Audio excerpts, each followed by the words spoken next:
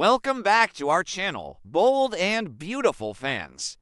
It is a fantastic day to dive deep into the glamorous, scandalous, and ever-dramatic world of Los Angeles fashion. Today, we have a massive breaking update that will completely alter the landscape of the Logan and Forrester rivalry.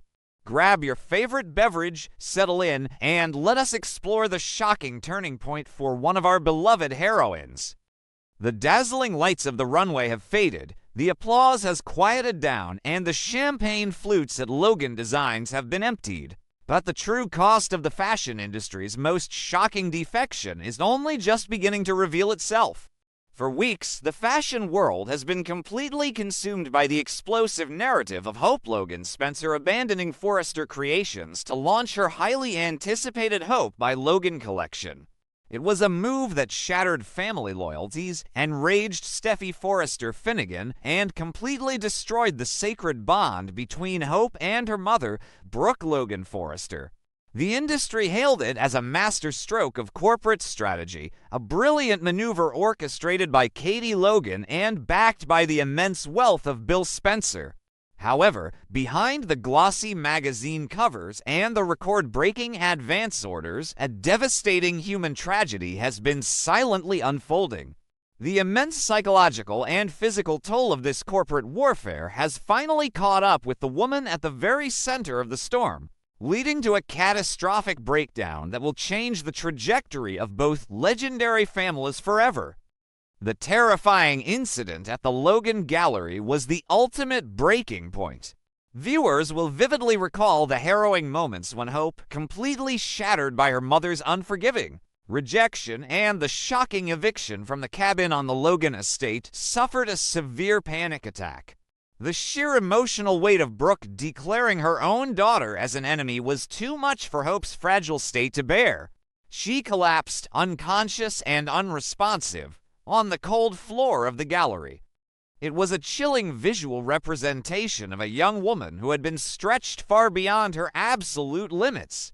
Liam Spencer, acting as her fierce and desperate protector, frantically revived his wife. While Hope initially and stubbornly refused medical attention, insisting her pain was purely emotional, the terrifying reality of her physical collapse could not be ignored.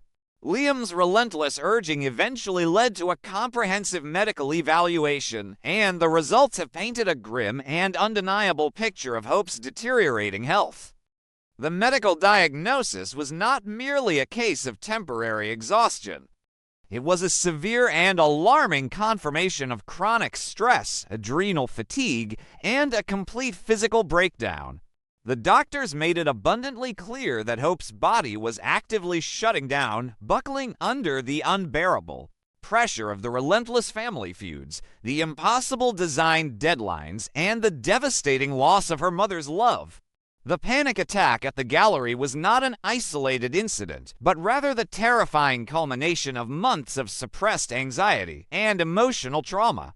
Hope was officially ordered to step away from all professional obligations immediately, with medical professionals warning that continuing on her current path could lead to irreversible health consequences. For a woman who had dedicated her entire life to her career and her family, this diagnosis was an earth-shattering wake-up call. It forced Hope to look in the mirror and confront the agonizing truth about what her ambition and the manipulation of those around her had cost her. Armed with this sobering medical reality, Hope made the arduous journey to the executive offices of Logan Designs.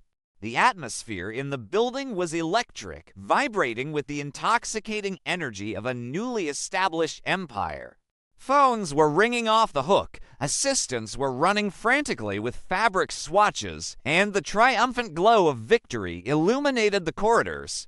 It was a stark, almost cruel contrast to the pale, trembling, and utterly exhausted woman who slowly walked through the glass doors. Hope was a ghost of her former self, her usual vibrant energy replaced by a hollow, haunted exhaustion. She entered Katie's sprawling office, a space that had recently served as the war room for their corporate coup against Forrester Creations. Katie was in her element, reviewing sales projections and basking in the glory of having successfully hijacked the international press corps from Eric Forrester's highly anticipated haute couture event. When Hope finally spoke, her voice was barely above a whisper, yet it carried the weight of 1,000 shattered dreams. She confronted her aunt in a state of absolute depletion, her words trembling with raw vulnerability. Hope confessed that she could no longer carry the immense burden of Logan Designs on her shoulders.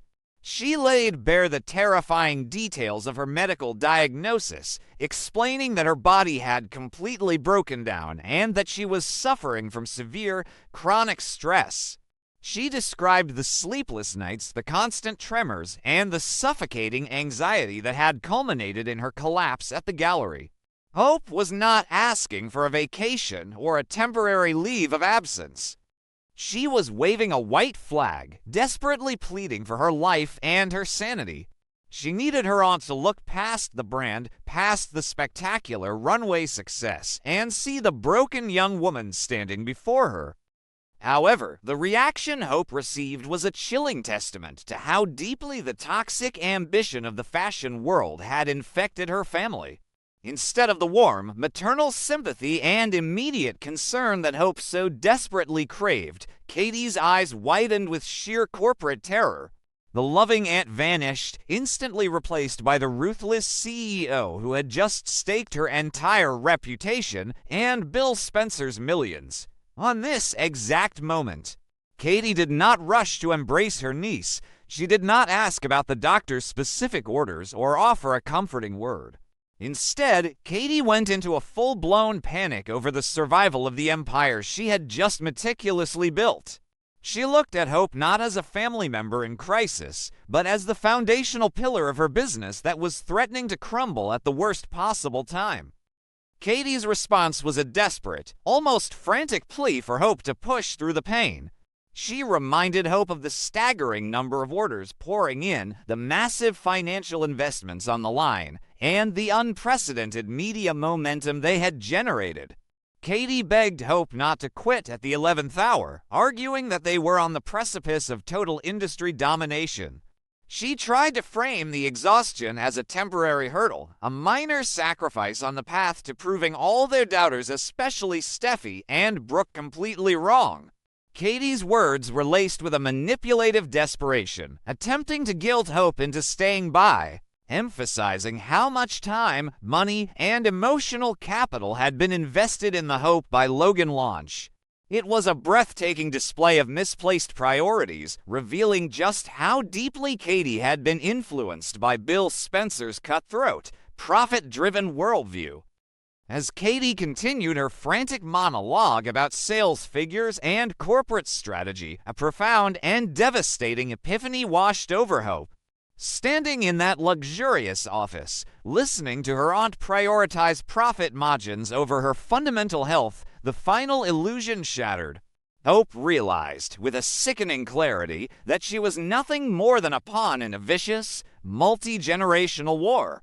She had foolishly believed that Katie offered her true creative autonomy, a safe haven away from the oppressive control of Steffy Forrester Finnegan and the suffocating expectations of Forrester Creations.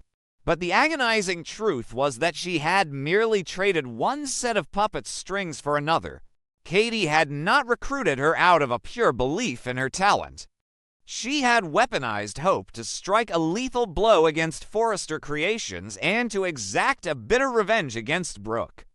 The historical context of the Logan sisters' complicated dynamics suddenly made perfect, terrifying sense to Hope. For decades, Brooke, Katie, and Donna had engaged in a complex dance of loyalty, jealousy, and betrayal. Hope saw that her defection to Logan Designs was the ultimate ammunition in Katie's arsenal to prove she could build an empire that rivaled and even destroyed the Forrester legacy. Hope realized that her spectacular runway success, the dazzling designs created by Deke Sharp, and the use of the legendary diamond were all just calculated maneuvers in a battle she wanted no part of. She had been used to hurt her own mother, a realization that deepened the agonizing pain in her chest.